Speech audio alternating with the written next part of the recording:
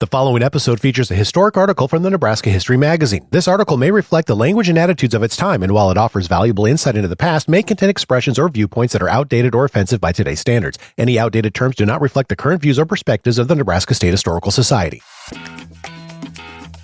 Welcome to the Nebraska History Podcast. I'm your host, Chris Goforth. Each episode, we explore articles written and published in Nebraska History Magazine. With baseball season in full swing, we look back at the career of a Hall of Fame player right here from Nebraska and revisit his professional successes as well as his personal struggles. On this episode, we look back at the article, His Own Worst Enemy, The Rise and Fall of Grover Cleveland Alexander, written in 1990 by Andrea I. Paul. The life of Grover Cleveland Alexander, a Nebraska farm boy who scaled the heights of baseball greatness and died poverty-stricken and virtually friendless in his hometown, was marked by great successes professionally and miserable personal failures. As the third winningest pitcher in Major League history, the legend known as Alexander the Great holds National League records for victories, career shutouts, and complete games, the rookie record for victories, and the season record for shutouts. In one 3-year span, he won 94 games for the Philadelphia Phillies. The height of his success came in 1926 when he pitched the St. Louis Cardinals to a world championship, in the process striking out Tony Lazzari with the bases loaded in what many consider to be the game's most famous strikeout. In contrast to his baseball career, Alexander's personal life was marred by physical and emotional problems. Deafened by artillery shells during World War I, he also suffered from epilepsy. It is unclear whether these afflictions contributed to his alcoholism, a problem that reached legendary proportions. After a 20-year Major League career, Alexander was removed from the lineup by the Cardinals after a drinking binge and ended his career with the barnstorming House of David team. After his retirement from organized baseball, Alexander joined a New York flea circus and appeared in a penny arcade, earning pocket money by answering questions about his glory days. Only a few months after his 1939 induction into baseball's Hall of Fame, Alexander summed up his financial condition by complaining, quote, "They gave me a tablet up at Cooperstown Hall of Fame, but I can't eat any tablet," end quote. Twice married and divorced from the same woman, Grover Cleveland Alexander died alone in a St. Paul, Nebraska rooming house on November 4th, 1950. The son of William Alexander, an Elba, Nebraska farmer, and his wife Martha, Grover Cleveland Alexander was born on February 26, 1887, and was named after the President of the United States. Baseball's influence was strong in rural areas during the early years of the century, and it's likely that Grover and his 12 brothers were involved in the sport during their childhood. In reviewing his local career, the St. Paul Phonograph reported in 1926 that Grover Alexander played with the Elba team as well as other local teams that needed a good pitcher. In the fall of 1907, he attracted outside attention when he pitched a game for Ord at the Valley County Fair, winning 8-0 while striking out 13 batters. During a game the next day, he held Ord's opponents scoreless for 4 innings, earning another victory and a reputation in central Nebraska. In 1908, Alexander was working for the Howard County Telephone Company, doing field construction work and earning $1.75 a day. His Sundays were spent playing baseball for the St. Paul team. In June, he was recruited by the Central City team, and on June 30th, he recorded his first victory for his new team by downing Aurora 7-2. The local newspaper referred to the new pitcher as George Alexander, a mistake the reporter would not make again, and claimed that his pitching, quote, proved to be a mystery to the South Platte Warriors, end quote. During that season, with Central City, Alexander's pitching remained a mystery to the opposition, as he won 21 games, including a no-hitter, while losing only 4 contests. From Central City, Alexander went on to Burwell, where he pitched during September and early October of 1908, compiling a winning record. Among his victories were 2 against celebrated Greens Nebraska Indians, one of the best semi-pro teams in the Midwest. Word of Alexander's success reached semi-professional teams outside Nebraska. In 1909, his professional career began when Alexander signed a contract with Galesburg of the Illinois-Missouri League. Alexander's physical attributes, over 6 feet in height with red hair and freckles, were immediately reported by a Galesburg newspaperman who described him as, quote, a blonde of the ruddy type with the build of a switch engine. Manager Yap Wagner figures he can see the big strawberry slinger floating up puzzles to the opposing batsman already and is much taken with his looks, end quote. The Galesburg Boosters' first test was an exhibition game against hometown Knox College, a 6-4 win. Alexander ended the game as a relief pitcher, keeping his collegians, quote, guessing all the time, end quote. His legendary pinpoint control was not yet evident as he walked 3 batters during his brief appearance. He was back in form for the season opener against Monmouth, striking out 9 men, but still losing the game 5-4 because of 3 errors committed by his teammates. After 2 victories over Pekin in mid-May, a one-hitter in which Alexander himself got 3 hits and a shutout, in which Alexander struck out 16, the Galesburg press nicknamed him Alexander the Great.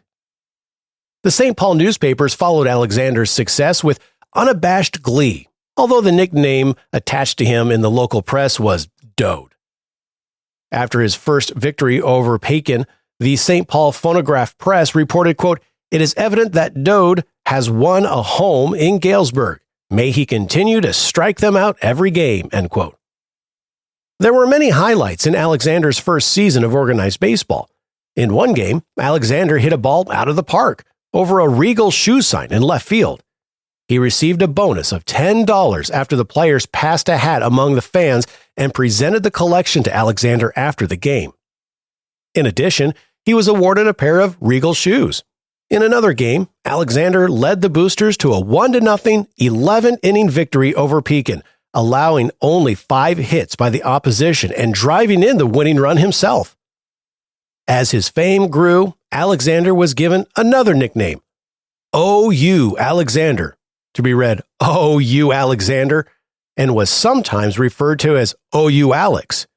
After Alexander pitched a no-hitter against Canton on July 22nd, the Galesburg newspapermen took dramatic license to describe the game and the front-page news of a local fire, quote, emulating the example of Nero, who fiddled with Rome, was consumed by the flames. Alexander the Great fiddled with Canton while the Methodist religious edifice went up in smoke, end quote. Alexander's next game was even more spectacular as he made league history by pitching an 18-inning 1-0 victory. He allowed only 8 hits, not giving up any hits during the first 9 innings of the game and striking out 19 batters overall. Alexander's extraordinary season came to an end just a few days later in a freak accident, which occurred while he was running the bases. Alexander was on first base when the ball was hit to the second baseman, who tossed the ball to the shortstop, forcing out Alexander. In attempting to throw out the runner at first for the double play, the shortstop struck Alexander in the head with the ball, knocking him unconscious. For the next 3 weeks, Alexander remained in bed. While he tried to stand up, he complained of dizziness and problems with his eyes. In an effort to help Alexander receive the treatment he needed and to dump perhaps permanently injured player, the Galesburg franchise sold him to Indianapolis of the American Association. In Indianapolis, Alexander was placed under the care of an eye specialist for the remainder of the season. The best wishes of his St. Paul neighbors went with Alexander as the St. Paul Phonograph Press wrote, quote, we hope to be able to tell our readers within a short time of his complete recovery and that he is back in the game once more doing his usual effective work, end quote. Although Alexander didn't pitch for Indianapolis that season, he did return to St. Paul to pitch for the locals against Scotia on October 1st, against Greeley on October 3rd, and against North Loop 2 days later. His blurred vision gone, Alexander won all 3 games, causing the local press to brag, quote, with Dode on the hill for the locals, we can take care of any team in this section of the country, end quote.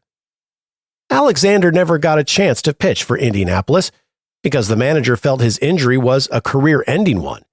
In what was considered by Indianapolis management to be a shrewd move, Alexander was unloaded to the Syracuse Stars of the New York State League in a cash deal.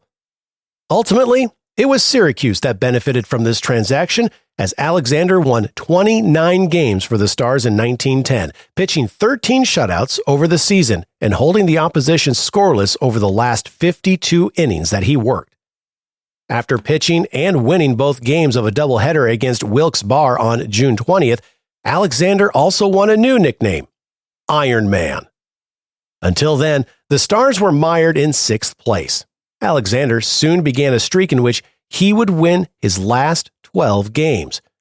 By October 27th, with league-leading Wilkes-Barre in Syracuse to face the Stars in a doubleheader, Syracuse had moved into 2nd place. After shutting out Wilkes-Barre 4-0, the Syracuse Journal claimed that Alexander had, quote, accomplished what no other player has even come close to doing, and he has substantial cause to feel proud, although he isn't. Alexander is one of those unassuming chaps that takes things as they come, good, bad, or indifferent. He is the same quiet individual all the time. However, his friends, and he has many of them, did the gloating for him, end quote. His army of friends in St. Paul met him at the depot after the 1910 season ended to congratulate him on his accomplishments and to claim that Big Sorrel Top is the king when it comes to them in pitching. The local fans were anxious to see Alexander pitch before he joined the Major League Philadelphia Phillies the next season. They got their opportunity in September and October as he beat Ravenna and Ord easily, carrying his shutout streak through 62 successive innings. Despite his exceptional season with Galesburg and Syracuse, Alexander was not a shoo-in to make the Phillies roster. The Philadelphia sports writers were withholding judgment until they could see Alexander tested against a worthy opponent. Alexander got his chance in an exhibition game against crosstown rival and reigning world champions, the Philadelphia Athletics. To everyone's surprise, he held Connie Mack's team hitless during his 5-inning appearance. The St. Paul newspaper picked up the story from Philadelphia and reported, quote, 5 mixed veterans and busher curvers scaled the pitching peak and all did high-class work, but honors easily belong to Emperor Alexander, the giant pitcher from Syracuse, end quote. By June 1st, Alexander's record stood at 8-2, tops in the National League. The Philadelphia press concluded that he was a consistent winner because of his, quote, torpedo speed and unhittable curve, end quote. By the end of his rookie season, Alexander led the league in victories with 28, shutouts with 7, complete games with 31, and innings pitched at 367. Alexander's praises were sung by Phillies fans, particularly in his hometown of St. Paul, where praises were sung in rhymed verse. On his return to St. Paul at the end of his first major league season, he was greeted by hundreds of fans. After winning 28 games for the Phillies, Alexander's St. Paul fans were upset with the salary of $3,200 offered by the team for the next season. Calling Alexander unappreciated, the St. Paul Phonograph adopted the local favorite's cause by stating, quote, if it hadn't been for the St. Paul's ball player this year, the Phillies would have never been heard of. During the time they were making history on the ball field, it was the big fellow from here that was doing all the work, end quote. Alexander returned to the Phillies in 1912, and although his win-loss ratio of 19-17 was somewhat disappointing, he led again the league in innings pitched. His earned run average was 2.81, well below the 3.0 mark, the number considered the dividing line between an average pitcher and a superior one. Over the next 5 years, Alexander compiled a stunning record of 143 wins and 50 losses for the Phillies, nearly 3 times as many victories as defeats. During the seasons of 1914, 1915, 1916, and 1917, he led the league in victories and innings pitched. 3 of those years, he led the league in ERA. According to his contemporaries, Alexander's most amazing feat was pitching 16 shutouts in 1916. 4 in a row coming in Baker Bowl, a cracker box of a stadium that was the Phillies' home park. The right field wall, only 280 feet from home plate, invited left-handed hitters to pull the ball that way. Rube Bressler, who batted against Alexander while playing for the Cincinnati Reds, said, quote, I always felt that perhaps Grover Cleveland Alexander was the greatest of all of them. because of the conditions under which he played. 16 shutouts in 1916 in Baker Bowl, where there was practically only a running track between first base and the right field wall. Only a giant could do a thing like that, end quote. Certainly, the Phillies' greatest achievement during Alexander's peak years was their first pennant and subsequent appearance in the 1915 World Series. In the series, Alexander pitched one victory over the Boston Red Sox, the Phillies' only victory in the 5-game series. Although the Phillies also appeared in the World Series in 1950, it wasn't until their 1980 appearance that another Phillies pitcher notched a World Series win. In his second game, Alexander allowed the Red Sox only 2 runs, but his teammates could not solve the opposing pitcher, and the Phillies went down in defeat. After the 1917 season, Alexander and catcher Bill Killefer were traded to the Chicago Cubs for pitcher Mike Pendergast, catcher Pickles Dillhofer, and around $55,000. The Phillies were known for running a tight-fisted operation, and Alexander's steadily increasing salary up to $7,000 in 1915 and the $55,000 cash incentive led to the completion of the deal. World War I disrupted the baseball careers of many, and Alexander spent most of 1918 serving in France with the 342nd Field Artillery. Controversy surrounded Alexander's arrival in the Army, as some newspapers had pinned the label of draft dodger upon the 31-year-old star. The St. Paul Phonograph, always Alexander's staunch supporter, came to his defense by detailing his, quote, perfect willingness to go to war and his biggest single piece of patriotism when he invested $500 in Third Liberty loan bonds, end quote. Alexander was married to Amy Arentz, a St. Paul neighbor, before being sent to Europe. He went overseas with the 89th Division and saw service in the Argonne, rising to the rank of sergeant. He endured what appeared to be minor shrapnel wound to his right ear. This injury would later require medical attention. On his return to Major League Baseball in 1919, Alexander became the mainstay of the Cubs pitching staff, recording 16 wins and leading the league with a 1.72 ERA. After the 1920 season, he was proclaimed the league's leading pitcher after notching 27 wins and, for a second year in a row, allowing the fewest runs per game. During his years with the Cubs, Alexander's reputation for drinking came into public view. According to his wife, his drinking became a problem after his return from Europe. The nation's prohibition law did not stand in the way of Alexander, who, as a professional ballplayer, found it easy to gain admittance into speakeasies wherever the Cubs played. In 1926, Joe McCarthy became the new Cubs manager. According to Amy, problems started when Alexander broke his ankle, and McCarthy, who had to pass the hospital every day, did not choose to visit the ailing superstar. Early in the season, Alexander had to be sent back to Chicago after a drinking binge, and he was placed on indefinite suspension. The Cubs placed Alexander on waivers, and the Cardinals player-manager Rogers Hornsby picked up the veteran pitcher for $6,000. At the age of 39, the man called Old Pete by his teammates made his first start for the Cardinals and beat McCarthy's Cubs 3-2. He went on to win 9 of his 16 starts for his new team and helped to propel the Cardinals to their first pennant. It is ironic that Alexander's most remembered achievement is a game that he saved rather than won in the 1926 World Series against the New York Yankees. Alexander easily beat the heavily favored Yankees of Ruth and Gehrig in games 2 and 6 by scores of 6-2 and 10-2. The World Championship was to be determined by Game 7. The stories of Alexander's appearance in that final game are many. According to some, Alexander knew that he might be called upon to pitch that game, so he held off on a victory celebration after his Game 6 win. Others claim that Alexander celebrated so thoroughly the night before that he, quote, practically needed a seeing eye dog to guide him back to the bullpen, end quote, when he was called up to protect the Cardinals' 3-2 lead in the bottom of the 7th inning. When Alexander arrived at the pitcher's mound, the Yankees had the bases loaded and Tony Lazzari at the plate. Lazzari, a rookie who had played in the Pacific Coast League a year before, had acquired the nickname Push 'em Up by batting 222 runs for his minor league team.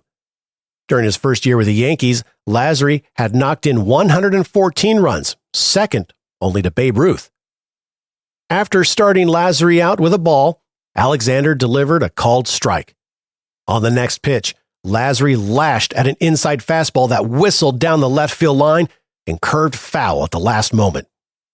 Alexander later recalled, quote, "A few feet more and he'd have been the hero, and I would have been the bum," end quote.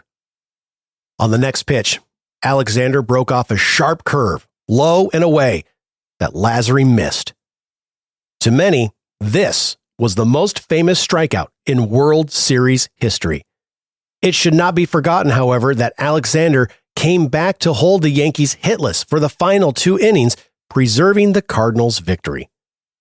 Although Alexander asserted that Cardinals starting pitcher Bill Shirtle was the hero of the series, the St. Paul press would have none of it. Never prone to understatement, the St. Paul Phonograph viewed Alexander's performance as, quote, "a wonderful exhibition of nerve and good judgment. That is why we verily believe Alexander was a Superman when he faced the Yanks on last Sunday afternoon and pulled the game from the yawning abyss of defeat and safely stowed it in the archives of the Baseball Commission, where it will remain for all time as one of the greatest feats in World Series conflicts." And again, we claim Alexander as the hero of the series and entitled to all the credit for winning the World Series, end quote. Alexander's homecoming celebration attracted some 20,000 people on October 27, 1926. The St. Paul Phonograph detailed the day's events, which included a baseball game between Ord and Howard County players, speeches in honor of Alexander, the presentation of a watch charm to the hero, a barbecue in which some 12,000 sandwiches were served, and a street dance that lasted until midnight. During the 1927 season, the 40-year-old Alexander recorded 21 wins for the Cardinals with a .252 ERA. He contributed 16 victories to the pennant-winning effort of 1928, but his World Series appearances that year were a contrast to his showing 2 years earlier. Pitching in 2 games against the Yankees, the Bronx Bombers had their revenge on Alexander by scoring 9 runs in the 5 innings that he worked. The Yankees swept the Cardinals easily in 4 games. In 1929, the veteran pitcher won 9 and lost 8, maintaining a record of never having a losing season. With his 9th victory that year, Alexander recorded his 373rd win, putting him 1 win ahead of Christy Mathewson and atop the National League list of career win leaders. It was to be Alexander's last major league victory. After a colossal drinking binge in Philadelphia, where he disappeared for 3 days, he was placed on vacation at full pay rather than suspended for the rest of the season. That winter, he was traded to the Phillies, the team with which he had first gained stardom. He lost his 3 decisions with the Phillies in 1930 and was released earlier in the season. Alexander retired, believing that he had captured the National League mark for total career victories, 3rd in the major leagues behind Cy Young and Walter Johnson. Ironically, in the late 1940s, a statistician discovered that Christy Mathewson had won a game in 1902 for which he had not been given credit, thus placing Mathewson and Alexander in a tie for the National League career victories. By that time, it was much too late for Alexander to break the record. The remaining years of Alexander's life were marred by frustration, illness, and poverty. Amy had divorced him in 1929 after stating in court that Alexander had tried to take the cure 6 times but had reverted to his old habits shortly after each attempt. From 1931 to 1936, he played with the traveling House of David team. Unlike his religiously influenced teammates, Alexander was permitted to shave every day. He tried to land a job as a major league pitching coach or a manager, but his reputation ensured that he would not be considered. The $250,000 that Alexander was thought to have earned during his career had long been spent on high living. He was in and out of both jail and court, once being sued for $25,000 for the alienation of affection by a St. Paul husband of Alexander's childhood sweetheart. He faced a variety of charges in Omaha in 1930, most related to violation of liquor laws.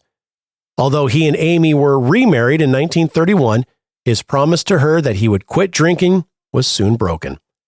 However, Alexander's remarriage apparently served to convince the wronged St. Paul husband to drop his suit.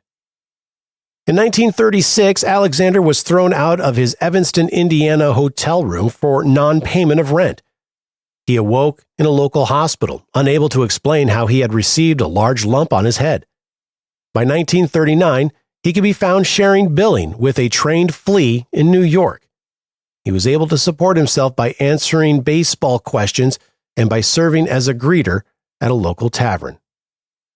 Under the title, "One of the greatest pitchers of all time now walks the streets looking for a job and a bite to eat," a St. Louis newspaper chronicled Alexander's situation in 1944. At that time, he was living in Cincinnati. He had gone there as part of a lecture tour and had awakened alone after the other members of the tour had left. He then worked as a guard at Wright Aeronautical Corporation and as a cafe floor manager. Both jobs were too hard on his legs, and at the time the article was written, Alexander was unemployed and wondering if he would be expelled from his current hotel room. He was also worried about his right ear, which had been nearly eaten away by an infection related to his World War I shrapnel wound. Turning up in Long Beach, California, 4 years later, Alexander had lost his right ear, and the hearing in his left ear was impaired. The local newspaper there reported that he had recently fallen down the stairs of an Albuquerque hotel. Later that year, Alexander was arrested in East St. Louis when he was found wandering through the streets in his pajamas. Wherever he went during his last years, a story would appear in the local press detailing his pathetic condition. Alexander returned to St. Paul in 1950 with a new lease on life after being hired by the American Legion to serve as an advisor to their junior baseball program. Alexander's assignment was to tour Nebraska during the summer, teaching good sportsmanship and providing coaching tips. His first tour stop was St. Paul, and the town set May 24th as Grover Cleveland Alexander Day. Unlike his 1926 homecoming, the people of St. Paul chose to ignore their native son and largely avoided the parade, the baseball game, banquet, and Nebraska Navy admiralship presentation. The St. Paul Phonograph chastised its readers by stating that the celebration, quote, would have been a much bigger one if more folks would have bothered to attend and pay respect to a man who has brought fame and recognition to their hometown, even though he has had his ups and downs, end quote. That same year, the Phillies won their first pennant since 1915, when Alexander had led them with 31 victories. After associates had made arrangements, Alexander attended the last 2 games of the World Series in New York, unrecognized in the crowd and by the press. Back in St. Paul, he found himself unable to get a drink in town as the local bartenders refused to serve him. In a letter to Amy, from whom he was divorced again in 1941, Alexander expressed his discontent with life in St. Paul, writing, quote, "I can't figure out why I was such a fool to come here, to be treated as I am and after the days when I had been heard of," end quote. Less than a month after penning that line, Grover Cleveland Alexander, at the age of 63, was found dead in his rooming house. His old team, the St. Louis Cardinals, paid for Alexander's steel casket and his funeral services. He was buried in St. Paul's Elmwood Cemetery in the Alexander family plot. At the time of Alexander's death, nationally syndicated columnist Grantland Rice recalled Alexander to be the most cunning, the smartest, and the best controlled pitcher that baseball had ever seen. He wrote, quote, "Above everything else, Alex had one terrific feature to his pitching.